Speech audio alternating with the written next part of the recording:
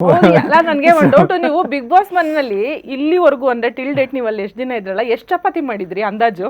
I think ದಿನಕ್ಕೆ ಏನಿಲ್ಲ ಅಂದ್ರೂ ಅಕಸ್ಮಾತ್ ಏನಾದರೂ ಅವತ್ತು ರೈಸ್ ಇರಲಿಲ್ಲ ಅಂದ್ರೆ 40 ಚಪಾತಿ 42 ಚಪಾತಿ ಸುಡೋದು. ಆವರೇಜ್ ನಾವು ಒಂದು 40 ಅನ್ಕೊಂಡ್ರು, 48 50 ಅನ್ಕೊಂಡ್ರು, ಎಷ್ಟು ಚಪಾತಿ ಡೈಲಿ ಇರ್ತಿರ್ಲಿಲ್ಲ. ಬಟ್ ಆಬ್ವಿಯಸ್ಲಿ ದಿನಕ್ಕೆ ಒಂದ್ಸಲ ಆದರೂ ಟ್ರೈ ಮಾಡ್ತಿದ್ವಿ, ಡಿಪೆಂಡಿಂಗ್ ಆನ್ ನಮ್ಮ ಬಜೆಟು ಮತ್ತು ಇದು ಗ್ರಾಸರೀಸ್ ಮೇಲೆ ಡಿಪೆಂಡ್ ಆಗಿತ್ತು. ಬಟ್ ಅದೊಂದು ನನ್ನೊಂದು. ಆಮೇಲೆ ಒಂದು ಮೀ ಟೈಮ್ ಅಂತ ಏನು ಹೇಳ್ತೀವಿ, ಐ ಥಿಂಕ್ ಒಬ್ಬರು ಗಾರ್ಡನ್ ಏರಿಯಾಗೆ ಹೋಗ್ಬೋದು, ಇಲ್ಲ ಒಬ್ಬರು ಬೇರೆ ಕಡೆ ಕೂತ್ಕೊಂಡು ಧ್ಯಾನ ಮಾಡೋಕೆ ಕೂತ್ಕೊಬೋದು. ಬಟ್ ನನಗೆ ಆ ಮೀ ಟೈಮ್ ಅನ್ನೋದು ಐ ಥಿಂಕ್ ಕಿಚನಲ್ಲಿ ನನಗೆ ತುಂಬ ಚೆನ್ನಾಗಿ ಸಿಗ್ತಾ ಇಲ್ಲ. ಎಷ್ಟೊಂದು ಜನಕ್ಕೆ ಅದೊಂಥರ ಸ್ಟ್ರೆಸ್ ಬಸ್ಟರ್ ಇರುತ್ತೆ, ಅಂದ್ರೆ ಕುಕ್ ಮಾಡೋದು, ಸ್ಪೆಷಲಿ ಕುಕ್ ಮಾಡಿ ಅದನ್ನ ಯಾರು ಟೇಸ್ಟ್ ಮಾಡಿ ಕಾಂಪ್ಲಿಮೆಂಟ್ ಕೊಟ್ಟಾಗ ತುಂಬಾ ಖುಷಿ ಅನ್ಸುತ್ತೆ. ಅಂಡ್ ನೀವು ಮನೆಯಲ್ಲಿ ಏನಾದ್ರು ಅಡುಗೆ ಮಾಡ್ತಾ ಇದ್ರಾ? ಅಂದ್ರೆ ಯೂಶಲಿ ಇಲ್ಲಿ ಹೊರಗಡೆ ಇರ್ಬೇಕಾದ್ರೆ ನಮ್ಮ ಮನೇಲಿ ನಾನು ಮಾಡ್ತೀನಿ. ಬಟ್ ನಾನು ಆ್ಯಕ್ಚುಲಿ ತುಂಬ ಜಾಸ್ತಿ ಮಾಡೋದು ನಾನ್ ವೆಜ್. ನನಗೆ ವೆಜ್ಜಲ್ಲಿ ಸ್ವಲ್ಪ ಕಮ್ಮಿನೇ ಬರೋದು. ಬಟ್ ಅದರಲ್ಲಿ ಸ್ವಲ್ಪ ಎಗ್ ಬುರ್ಜಿ ಅಲ್ಲಿ ಸ್ವಲ್ಪ ಆಡಿಸೋದು ಮತ್ತು ಏನಾದರೂ ಮಾಡೋದು ಮಾಡ್ತಿದ್ದೆ.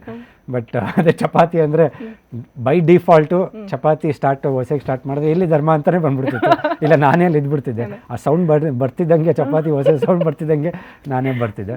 ಬಟ್ ನನ್ನ ಬಿಟ್ಟು ಬೇರೆಯವರು ಮಾಡ್ತಿದ್ರು, ಮಾಡ್ತಿಲ್ಲ ಅಂತ ಅಲ್ಲ. ಆ್ಯಕ್ಚುಲಿ ಮೋಕ್ಷಿತ ಅವರು ಮಾಡ್ತಿದ್ರು, ಆಮೇಲೆ ಐಶ್ವರ್ಯ ಆಗಿರ್ಬೋದು, ಶಿಶಿರ್ ಆಗಿರ್ಬೋದು, ಪ್ರತಿಯೊಬ್ಬರು ಕಿಚನ್ ಡಿಪಾರ್ಟ್ಮೆಂಟಲ್ಲಿ ಯಾರು ಇರ್ತಾರೆ. ಬಟ್ ಜಾಸ್ತಿ ಅನ್ನೋದು ನಾನೇ ಇದು ಮಾಡ್ತಿದ್ದೆ. ಆದರೆ ಬಹುಶಃ ನೀವು ಅಷ್ಟು ಚಪಾತಿ ಮಾಡಿನೇ ಜನಗಳ ಮನಸ್ಸಿಗೆ ಅನ್ಸುತ್ತೆ.